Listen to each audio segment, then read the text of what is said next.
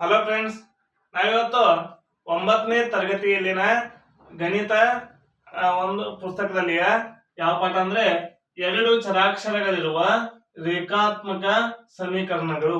ಹೌದಾ?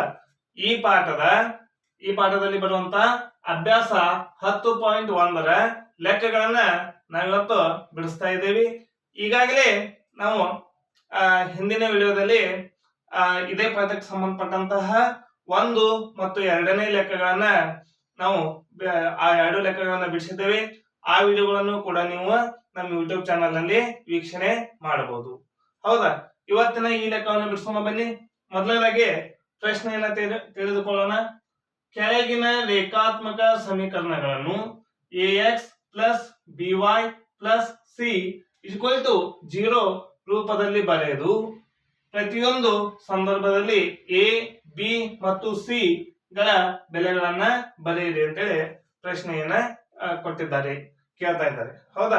ಹಾಗಾದ್ರೆ ನೋಡಿ, ಇಲ್ಲೊಂದು ಸಮೀಕರಣವನ್ನು ಕೊಟ್ಟಿದ್ದಾರೆ. ಇದನ್ನ ಈ ರೂಪದಲ್ಲಿ ಬರ್ಕೋಬೇಕು. ಬರ್ಕೊಂಡು ನಾವು ಏನನ್ನು ಮಾಡಬೇಕಾಗಿದೆ? ಎ ಬಿ ಸಿ ಗಳ ಬೆಲೆಗಳನ್ನ ಕಂಡುಹಿಡಿಯಬೇಕಾಗಿದೆ. ಹಾಗಾದ್ರೆ ಯಾವ ರೀತಿಯಾಗಿ ಕಂಡುಹಿಡಿದ ಅನ್ನೋದನ್ನ ನಾವೀಗ ನೋಡೋಣ. ಮೊದಲನೇದಾಗಿ ಈ ಒಂದು ಸಮೀಕರಣವನ್ನ ಬರೆದುಕೊಳ್ಳೋಣ. ನೋಡಿ, ax plus by plus c = 0. ನೋಡಿ, ಸಮೀಕರಣ ಅನ್ನುವಂಥದ್ದು ಈ ರೂಪದಲ್ಲಿ ಇರಬೇಕಾಗ್ತಾ ಇದೆ. ಹಾಗಾದ್ರೆ ಇಲ್ಲಿ ನೋಡಿ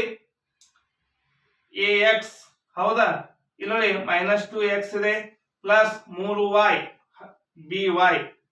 ಈಗ ನೋಡಿ ಇಲ್ಲಿ ಸಮೀಕರಣ ಸಿ ಈ ಕಡೆ ಇದೆ, ಈ ಕಡೆ ಏನಿದೆ 0 ಇದೆ. ಹಾಗಾದ್ರೆ ನಮಗೆ ಈ ಸಮೀಕರಣದಲ್ಲೂ ಕೂಡ ಏನು ಬರಬೇಕು? 0 ಬಲಭಾಗಕ್ಕೆ ಬರಬೇಕು.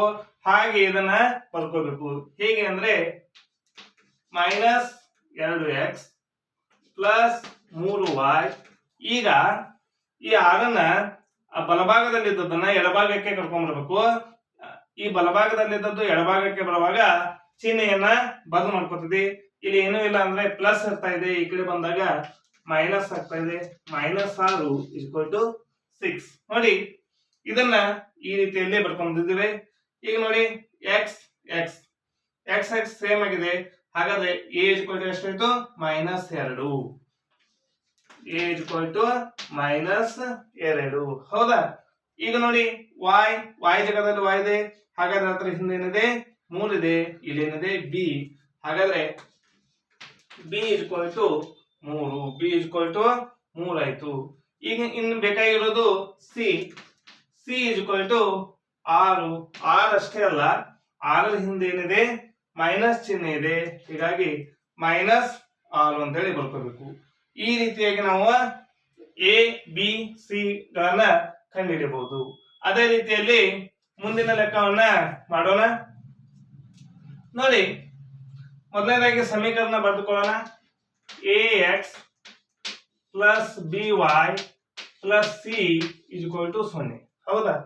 ಹಾಗಾದ್ರೆ ಇಲ್ಲಿ ನೋಡಿ x ಇಲ್ಲಿದೆ. ಹಾಗಾದ್ರೆ ಈ y ನ ಏನ್ ಮಾಡೋಣ? ಬಲಭಾಗದಲ್ಲಿದ್ದದನ್ನ ಎಡಭಾಗಕ್ಕೆ ಕರೆದುಕೊಂಡು ಬರೋಣ. x ಇಲ್ಲಿ ಏನೂ ಚಿಹ್ನೆ ಇಲ್ಲ ಅಂದ್ರೆ ಪ್ಲಸ್ ಇರ್ತಾ ಇದೆ, ಈ ಕಡೆ ಬಂದಾಗ ಮೈನಸ್ ಆಯ್ತು. 3y = 0. ಹಾಗಾದ್ರೆ ನಮಗಿಲ್ಲಿ ಏನಿಲ್ಲ? ಸಿ ಅನ್ನುವಂಥದ್ದು ಇಲ್ಲ. ಹಾಗಾದ್ರೆ ಈ x ಇಂದ ಏನೂ ಇಲ್ಲ ಅಂದ್ರೆ ಏನಿರ್ತಾ ಇದೆ? 1 ಇರ್ತಾ ಇದೆ. ಈಗ ನೋಡಿ x ಹಾಗಾದ್ರೆ a 1. ಹಾಗಾದ್ರೆ a = ಎಷ್ಟಾಯ್ತು? 1 ಆಯ್ತು. ಇನ್ನು y ಇದೆ. ಹಾಗಾದ್ರೆ b ಜಾಗದಲ್ಲಿ ಏನಿದೆ? b = -3. ಇನ್ನು ನೆಕ್ಸ್ಟ್ ಏನ್ ಬೇಕಾಗಿದೆ? ನಮಗೆ c ಬೇಕಾಗಿದೆ. c ಜಾಗದಲ್ಲಿ ಏನೂ ಇಲ್ಲ. ಹಾಗಾಗಿ c =